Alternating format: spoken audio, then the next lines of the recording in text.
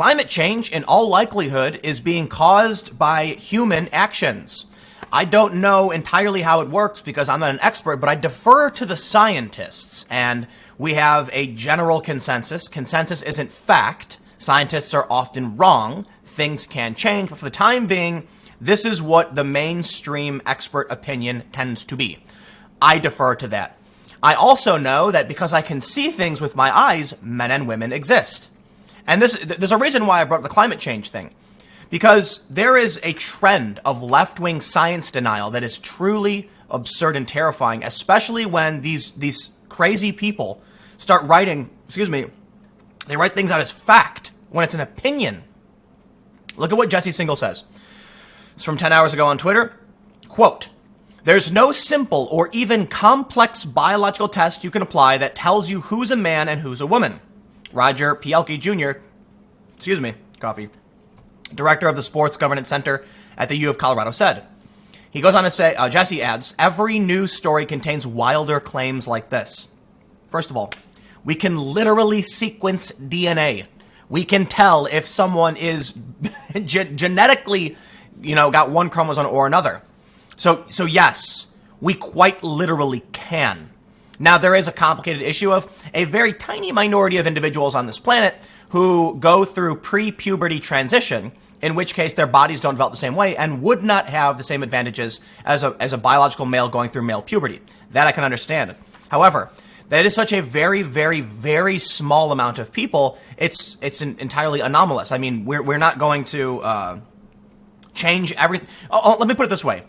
Our media seems to act like 0.03% of this country is 50% of this country, okay? It's not a big issue. And what's weird is that the activists actually use that argument when it comes to, like, the bathroom debate. They're like, they say things like, oh, it's such a tiny minority of people, you're never even going to notice. It's like, okay, great, don't change the rules for all of these systems then, because you don't understand science. Now, first, I understand that science exists, be it climate change, be it biological sex. And I also want to say that trans people are deserving of equal rights, 100%. But your pursuit of happiness means you can't infringe on someone else's pursuit of happiness. There's a reason why we split up men and women divisions. The story we have here from Jesse, it's NBC News story, which is freaky stuff, really, really freaky stuff. Because, look, I want to point to Joe Rogan. Joe Rogan is a regular dude. He's got a massive fan base, one of the most popular podcasts in the world. He is not a conservative. He's almost a socialist. I mean, I think they jokingly refer to him as a socialist on his show. And Joe calls this stuff out all the time. Let me tell you what normies believe, regular people. Because I brought this up in a video the other day. I was sitting down with a center-left Democrat type guy, doing business stuff. And I asked him about this. Do you believe that biological sex exists? And he got confused. Like, how is that a question? Of course it does. The dude's got a family. We know it exists. And it's 99.97% of people, or some really high number. So look at this story. Stuck on the sidelines, a transgender powerlifter fights for the right to compete against females. It's not fair to genetically eliminate an entire group of people, said J.C. Cooper, who was barred from USA powerlifting competitions. Here's the thing. USA Powerlifting issued a statement where they said this sport is not the same as hockey or basketball. I'm paraphrasing. I'm just giving you the idea. Powerlifting is about pure strength and composure and stature and, structure of your body. It is a strength-based sport. It's a low-skill sport, which means if you have a lot of muscle mass, you will do well. Where in, like MMA, even though Joe Rogan says, hey man, trans women are going to have more, a striking force, they're going to have bigger joints for grappling, they can still lose to technique, good grappling technique. That was I think Joe was talking about that in like 2012 or something. And he's right. But when it comes to powerlifting, it doesn't matter. If you've got more mass, then you're going to be able to lift more. So the issue becomes really complicated because you've got, so when this individual, JC, wanted to powerlift, she was denied, and Ilhan Omar stepped in and said it was anti-science. Ilhan Omar, let me see. Cooper's story received national attention after she posted about it on Instagram. She drew support from fellow powerlifters and Ilhan Omar, who slammed the ban on transgender women as discriminatory and unscientific. There are transgender scientists who will tell you outright, male puberty confers advantages. And that's why we separate the categories. Here's what's really crazy, though. Check this out. Let me find the right point. Well, I'll just start reading it because I don't want to sit here. The first time J.C. Cooper walked out onto the platform at a women's powerlifting competition, everything else fell away.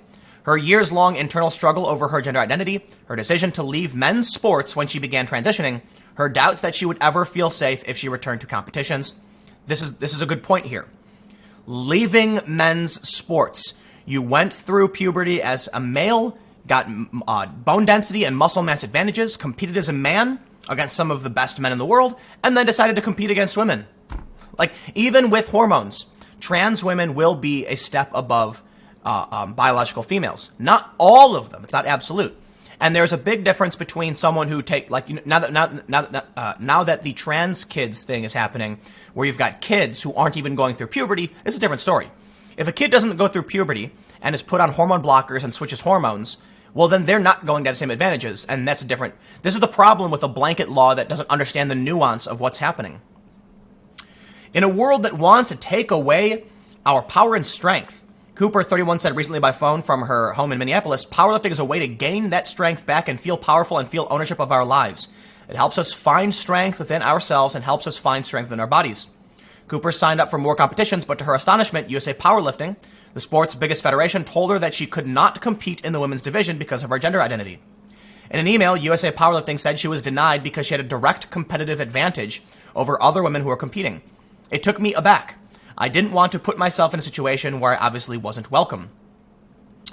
So Elon Omar slams it. Check this out.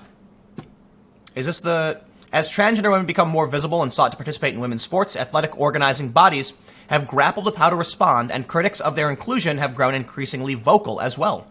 They talk about Marina Navratilova, who had to apologize. But check this out. For transgender people watching the issue play out, the debate often based more in bias and assumptions than science. Welcome to the nightmare dystopia of insane, institutionalized, anti-science media. Wow. It's really, really crazy. It's really, really crazy how you have actual sexual neuroscientists. Deborah So. So listen, it's one thing when a flat earther says, I can see the world is flat, and you're like, yeah, dude, no, you can look at satellites and see it's not. You can actually look at the shadows of two towers, what was it, Eratosthenes who did that, and see the curvature of the earth and actually calculate the circumference. I think he calculated the circumference of the earth, figured it was round. I don't know, no, that was Aristotle, wasn't it? Eratosthenes was the guy who figured out it was round. I can't remember. I'm not good with my ancient scientists and philosophers. The point is, we have families. We have children. We know that there are two biological sexes. It's a fact. We actually do like animal science, where we talk about the differences between we talk about sexual dimorphism in different animals and how it's different. We talk about how seahorses, the male seahorse carries the babies, right? Because science is a real thing and we track these things. I have facial hair. I am a biological male born as such, and there are biological females born as such who tend to be shorter. My God, you can tell I think it was Jordan Peterson who made the point. I don't know, one of the intellectual dark web types. Tell a room of people to line up from tallest to shortest, and guess what? Almost all the men will be on one side, almost all of the women will be on the other, but there will be some mix in the middle, because that's how dimorphism works. They have in this story, what Jesse Singal highlights, there's no simple biological test you can apply.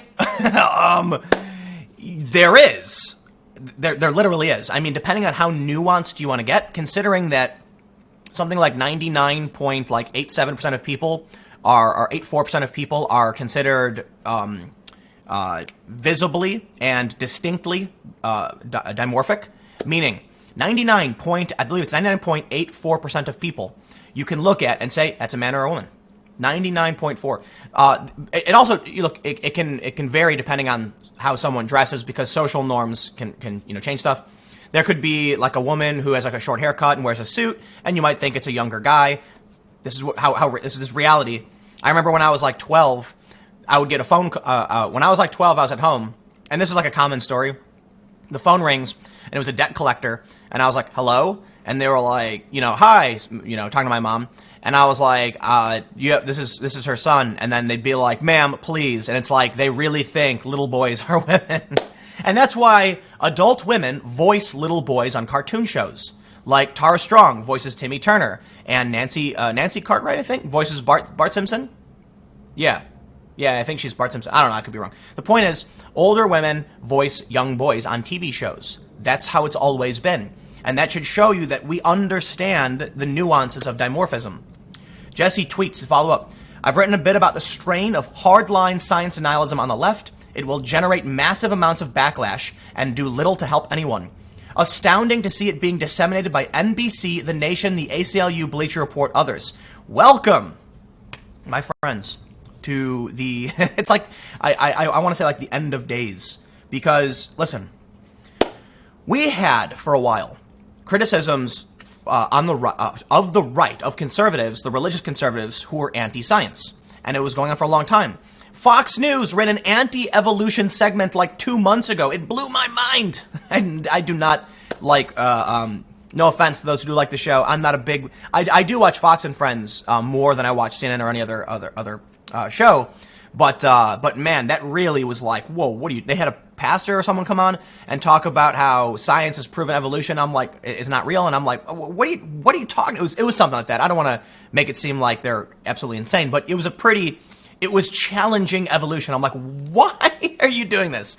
Listen, science is not absolute. Mainstream science could be wrong. Absolutely. These things change. However, when it comes to, as I mentioned earlier, flat Earth, we have like 99.9999% of people who understand the Earth is round, okay? Who understand that we live on a planet in a heliocentric solar system. When it comes to biological sex, however, we now have an increasing faction of people who are writing stories for NBC News. This is an opinion piece, and this is what's really scary. This is not labeled opinion. This masquerades as fact.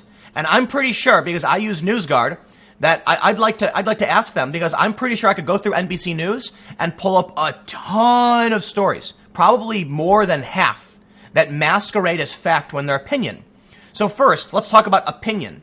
This is an opinion piece. It doesn't say opinion. It's a feature. I don't know what that means. But where's that piece right there? Look, often based more in bias and assumptions than science is not a fact-based statement. That's not a fact. It is not often based more in bias than in science. Who are you referring to? In what capacity? From what purview? Like, you don't know that's true. That's not a fact. Why is it included here? So they're supposed to be like profiling somebody. Look, they don't understand what it means to be a trans person, Chris Mosier, a competitive runner and cycler, and the first known transgender athlete to make a men's U.S. national team, said. The folks who are improperly reporting on this are making it seem like cis men are pretending to be women to dominate sports. He added, referring to people who are assigned male at birth and identify as men. I can say that the amount of discrimination, harassment, and challenges trans people face in their everyday lives would never be offset by glory. That's not even the argument. That's not even an issue. One of the things that was really crazy, Joe Rogan had Adam Ruins Everything on his show, and Joe said he was concerned that you'll get creepy guys pretending to be women going to the women's bathroom to harass and assault women. And Adam's response was just like this, an absurd straw man. Adam goes, you mean someone would take hormones and out themselves and go through all of this trauma and deal with all this just to go into a women's bathroom and harass women? That's crazy. And it's like, wait, whoa, what? What are you talking about? Look at this quote. They're making it seem like cis men are pretending to be women to dominate sports. No, quite literally not. That is not reality. And this is scary. Anti-science, straw man arguments, man, we are screwed. What's happening is people have gone through male puberty, generated more muscle mass and bone density, bigger hands, bigger joints, more strength in general, and then transition, still holding an advantage, as if take like a 14-year-old girl and pump her full of steroids, and then let her compete when she's 20, yeah, it's still going to be a problem, right? And that's effectively why USA Powerlifting has actually banned trans men and women from competing as women, because testosterone confers an advantage. And what are you going to do about it? But we end up with these stories that try to justify it. And it's really, I gotta say, this is law. The Equality Act sounds fantastic, right? It's going to protect trans people and from discrimination, and they should be protected. But there's nuance that needs to be discussed that isn't being put forth by people like Ilhan Omar and other Democrats. Let me break it down. One last point before I sign off on this. There are people who are born and before going through puberty take puberty blockers. This is a relatively new phenomenon, and it's potentially dangerous depending on who you ask. Because yes, it's not a solidified science. It is still very much in debate. And dare I say it, most people are in opposition to this, but you have the media, propping it up and acting like it's normal. They're putting kids on puberty blockers, giving them hormone treatments like jazz and all that. We don't know what the long-term effects of that are going to be. It could be devastating. There was one study that, I don't know everything about it, like John Waters or something, but there's a famous story, because I saw this a long time ago before this even became an issue, where it was two twin boys. One boy had a botched circumcision, so they decided as a baby to make him, transition him as a female, and then this person grew up not understanding what was wrong with them, and they wanted to be male, and they were on hormones and all that stuff, and it was really, really screwed up. Like, they did a Law & Order SVU episode about it. And then eventually, when this individual realized they were born male, transitioned back to being a male, and ultimately committed suicide. So there's a lot of fear and concern that these kids don't know what they're talking about. Like, when I was little, I said I wanted to be a rock when I grew up. Like, no, seriously. I said I wanted to be a rock, and then my parents told me, my dad was a firefighter, and my parents were like, no, you want to be a firefighter like your dad? And I'm like, okay. I want to be a firefighter like my dad. Like, I had no idea what I was talking about. I was a kid. I literally said I wanted to be a rock because I didn't understand what was going on.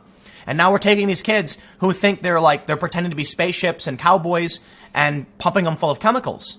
Yeah, right? In some instances, maybe it makes sense. I don't know. I'm not a doctor. The point I'm trying to make is that we don't have long-term studies on this, and it could be dangerous. But now we have news justifying this. Anyway, okay. The point I'm trying to make is these people, these young people who do this, aren't going to have the testosterone advantage. But someone like this, JC, is writing the nuance of the debate in that they do have testosterone advantage, though it's been reduced. They still had it throughout their life, developing with male bone density and muscle mass, and they have more strength than women. Yes, they're going to win. Not every single competition, because some biological females will have more testosterone and will be bigger, because it's not absolute. And that's the argument they use, say then we should be allowed to compete, but it's about averages, okay? If trans women are competing, though they are relatively few and far between compared to the general public, you will end up with women who are true competitors, top 10, being knocked out, right? A story that I covered or talked about a while ago is these two trans women runners at a university who are not undergoing any hormone therapy or treatment. They both took first and second place. A lot of the women on the team, on the track for the college or whatever, for the high school, are upset because they need scholarships. And what they raised was that these two trans women are not undergoing any hormone treatment or doing anything. Not doing anything.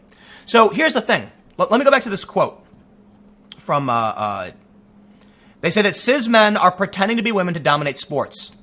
Let me ask you a question. In the instance of these trans women who are running, I won't question their integrity or impugn their honor. I have no idea who they are and what they believe and what they're going through. But if you took someone and said, listen, college costs $100,000. If you get first place in track, you will get a scholarship full ride. Do you think there will be some guys who go, okay, I'm a woman? Probably. Cheaters exist. And there's a potential fear from that. Now, I want to add, just because cheaters exist doesn't mean we shouldn't consider the rights of trans people and everyone else. In fact, quite more strongly in that direction, we should absolutely ignore the fact that cheaters exist, because cheaters exist everywhere, and regardless of the loophole, they're going to use it. But I only bring this up because when they challenge this notion like it won't happen, of course it will happen. You're offering real money to someone who doesn't have to undergo any treatments, who doesn't have to do anything, and for all you know, could go back to their buddy's house, crack a beer, and say, all I gotta do is tell them I'm a chick, and they give me $100,000. It could happen.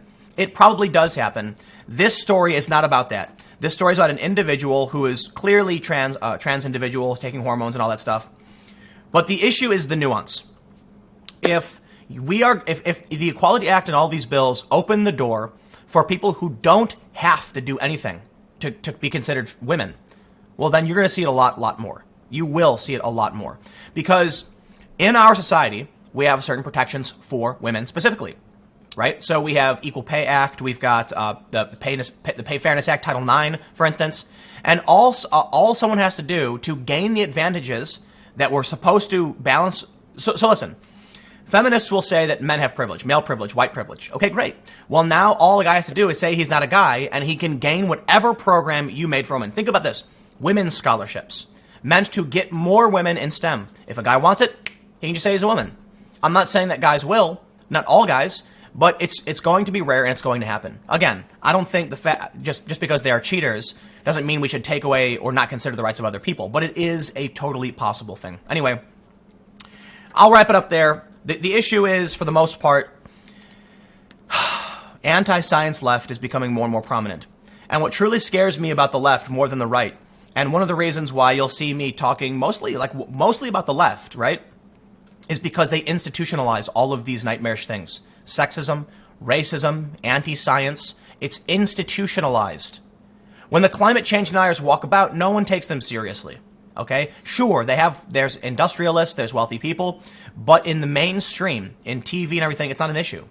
But this stuff, this science denial, this sexism, this racism, this bigotry, anti-Semitism in the New York Times, they published for literally no reason an anti-Semitic comic in the New York Times. It is institutionalized, and that truly worries me. I'll wrap that up.